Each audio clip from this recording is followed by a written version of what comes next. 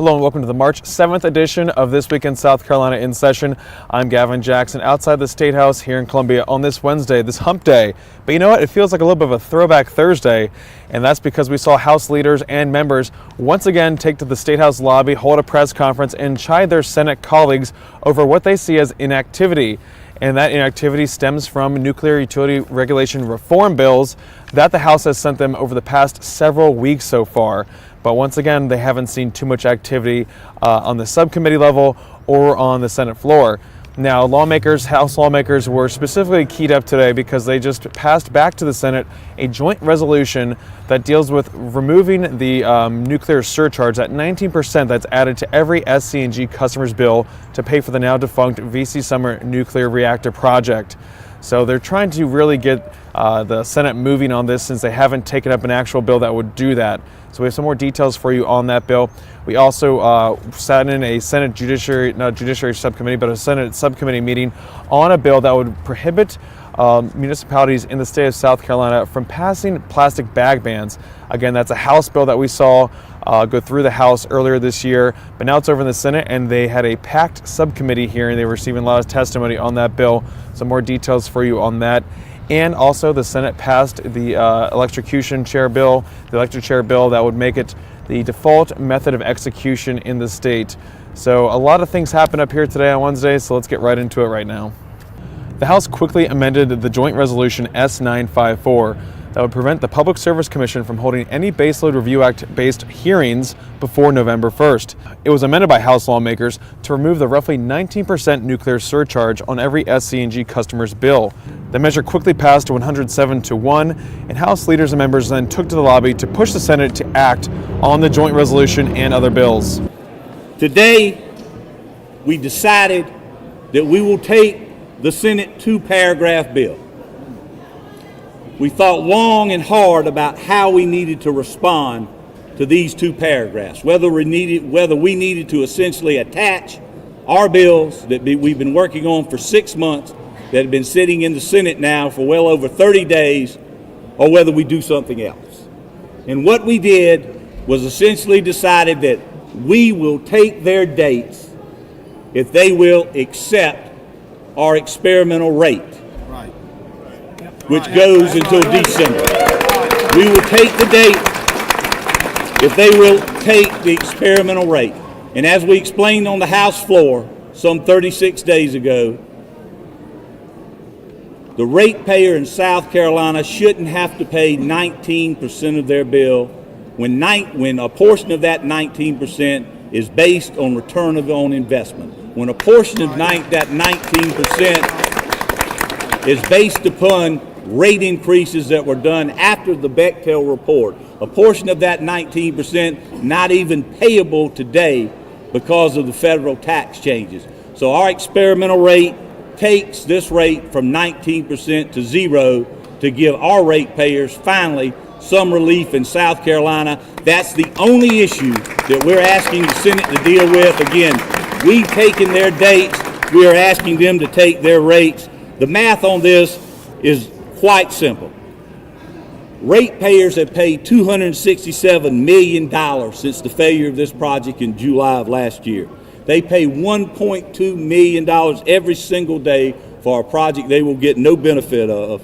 They've paid $42 million since the House bill putting the experimental rate from 19% to 0 was sent to the Senate. Of leadership, the House members behind me, Democrats and Republicans.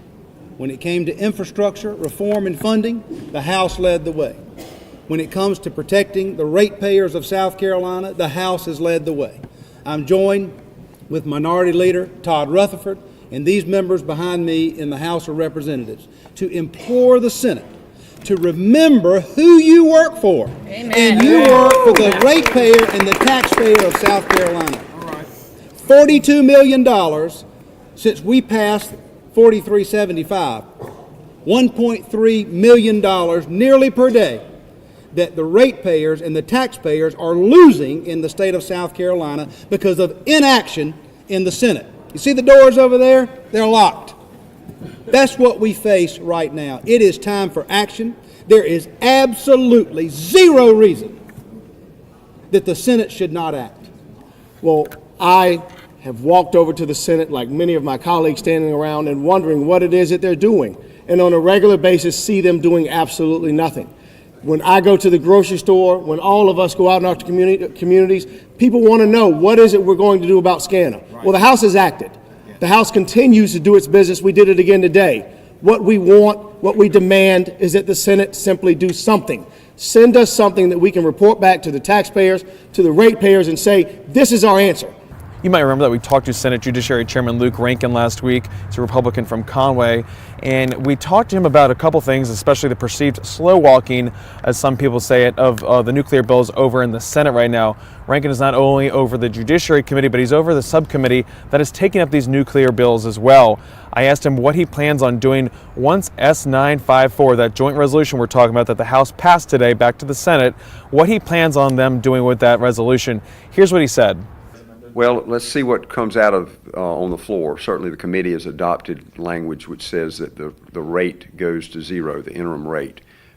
We are questioning whether or not we are qualified to answer that question from a pure political standpoint or policy standpoint. Do we need to hear from some expert in the field of finance? Do we need to hear from someone in the field of, again, a takings type argument that could be made?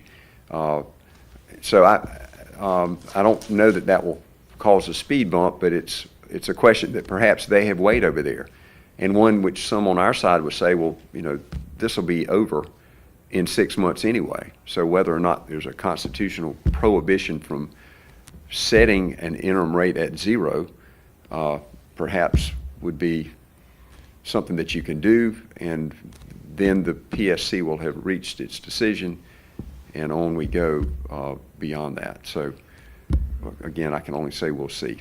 Again, I want to see what they pass out. And again, we are tasked in this subcommittee right now with that as one of the bills, that very piece. And so again, that's going to have to be a determination by the body and by the subcommittee itself as to whether or not we decide to take testimony on it or whether we let that go totally. Again, that'll be I don't have my druthers on that. I want to see what the final product is for sure. And even Governor Henry McMaster weighed in on what the House did today in the passage of that joint resolution S954 and on their comments in the lobby. I'm going to read you what he said, part of what he said today. Quote, "The South Carolina Senate has an opportunity to concur with the House's proposal that would stop these payments, and I'm proud to join Speaker Lucas and members of the House in urging them to do that immediately." And now you can check out some more about this topic. We talked about it in the South Carolina Lead podcast that came out on Tuesday. I spoke with Post and Courier reporter Andy Brown, who's been covering the nuclear debacle, and we talked about what's going on in the Senate and how they're approaching these nuclear bills versus how their House colleagues have approached these. So a lot of information. You can check out our podcast by going to the podcast app on your iPhone, going to scpublicradio.org, or just wherever you find podcasts, we are there. So check us out. We are there every Tuesday, telling you and giving you some more insight about some of these top issues that come down up here at the State House in Columbia. A House-approved bill that would outlaw cities and towns in South Carolina from passing bans on plastic bags and styrofoam containers was before a packed Senate subcommittee meeting today. Testimony from dozens of people, mainly opponents to the bill, was heard before the bill was carried over. Here's some footage from the meeting and also an interview I did last year with a scientist at the South Carolina Aquarium on the adverse effects of plastic bags on the environment, especially sea turtles. This number is critical because the grocery business in general works off a 20 to 25% gross margin, which means in order to offset the increase in bag costs, we have to increase our sales between $7.2 and $9 million as a whole county. The county is expanding. We are seeing new people arrive daily, especially with the military. But the increase in population also means more bags are necessary. The only way to cover an increase in cost is to increase our retail prices. This increase in cost assumes the consumer count stays the same year over year. Obviously, more customers, more bags, less customers, less bags. So as you consider this issue, keep in mind it is not just coastal communities, it's not just sea turtles and things like that, it is every community in South Carolina. I'm not here advocating that every municipality enact a plastic bag ban because I know that one-size-fits-all solutions don't work. Unfortunately, this bill is a different type of one-size-fits-all, and it takes away the opportunities from local communities to address this issue. What I would like to see this body do is work with communities to help solve this problem, not take away opportunities to do it where communities think they've found a solution that works for them. A lot of our sea turtle species do eat jellyfish opportunistically, and we think that plastic bags may appear to be jellyfish in the waters as they're floating around. So accidental ingestion is certainly one potential cause of why they are eating plastic in our waters. And the Senate gave their perfunctory third reading to the bill S872. That's the electric chair bill that we've been hearing so much about this session. It's a bill that would actually make the default method of execution in the state the electric chair instead of lethal injection. Right now, anyone who is on death row has a choice between the two, but since those lethal injection drugs are no longer able to be obtained by the state because manufacturers do not want their drugs being used for capital punishment, the electric chair is really the only viable way to execute anyone who's been given a death sentence in the state. So this bill would therefore make that option the default option instead of folks who are currently on death row who have opted for lethal injection. And that concludes our coverage of what happened up here at the State House today.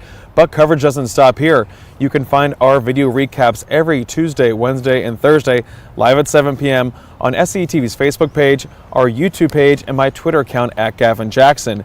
Also, check out scetv.org every Tuesday, Wednesday, and Thursday for the State House Daybook. That's where you'll find top state headlines, agendas and meeting schedules, and a recap of what happened the day before. Also, check out the South Carolina Lead podcast, where I talk with reporters who cover the top issues up here at the State House and get some more insight. That podcast comes out every Tuesday, but if you just subscribe, you'll get it to your phone every Tuesday morning. So easy peasy right there. I'm Gavin Jackson outside the State House here in Columbia.